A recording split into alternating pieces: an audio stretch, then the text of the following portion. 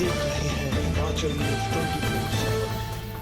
IGMC में Covid कर्मियों व 10 सुरक्षा कर्मियों को नौकरी से बाहर रखने के मुद्दे पर सीटू के सैकड़ों कार्यकर्ता आईजीएमसी शिमला में चिकित्सा अधीक्षक के कार्यालय के बाहर धरने पर बैठ गए। सीटू के प्रदेश अध्यक्ष विजेंद्र मेहरा ने बताया कि आईजीएमसी प्रबंधन से मजदूरों को न्याय देने की मांग की गई है। उन्होंने कहा कि आईजीएमसी से दर्जनों कोविड योद्धाओं को रोजगार से बाहर करना मानवता को शर्मसार करने वाली घटना है।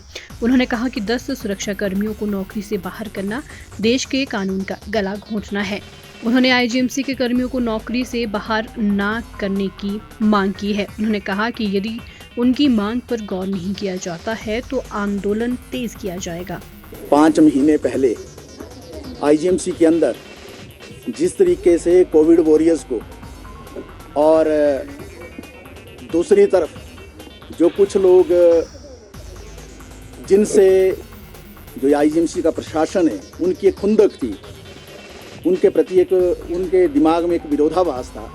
कुल मिलाकर दर्जनों लोग, जिसमें वार्ड अटेंडेंट्स भी थे, सिक्योरिटी के कर्मचारी थे, सफाई के थे, दूसरे कर्मचारी थे, इन सब को जिन्होंने कोविड के दौरान बेहतरीन सेवाएं दी, कोविड वॉरियर्स थे, इनको नौकरी से निकाल दिया गया।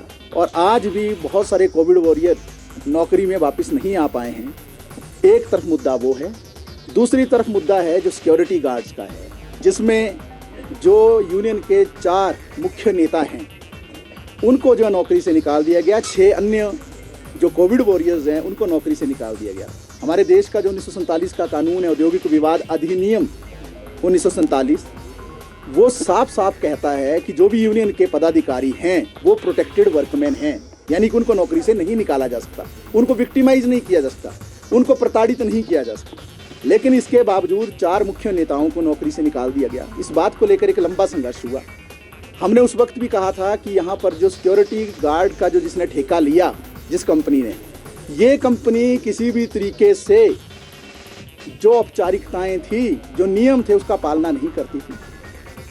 70 में से 0 नंबर थे इस कंपनी के।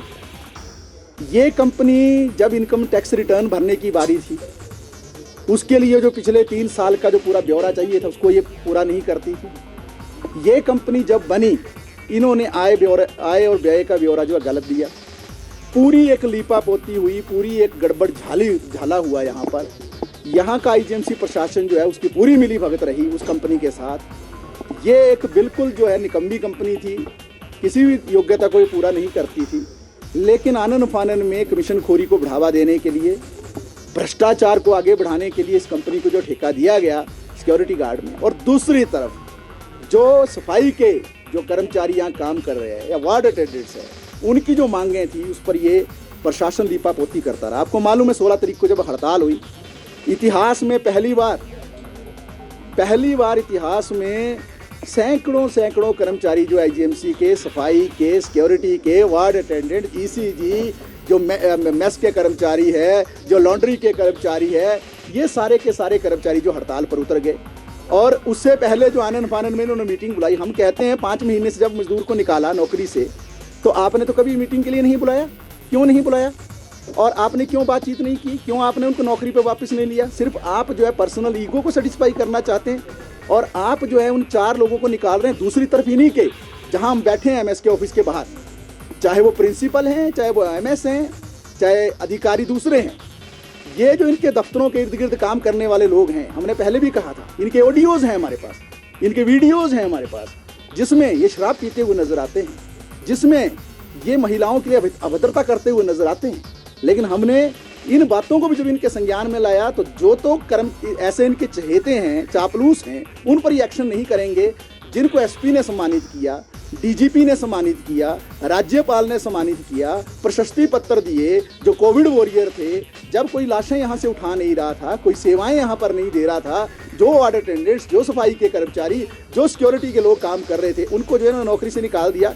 इसलिए आज हम यहाँ आए हैं। हिमाचल न्यूज 24/7 के लिए शिमला से लक्ष्मी ठाकुर की रिपोर्ट।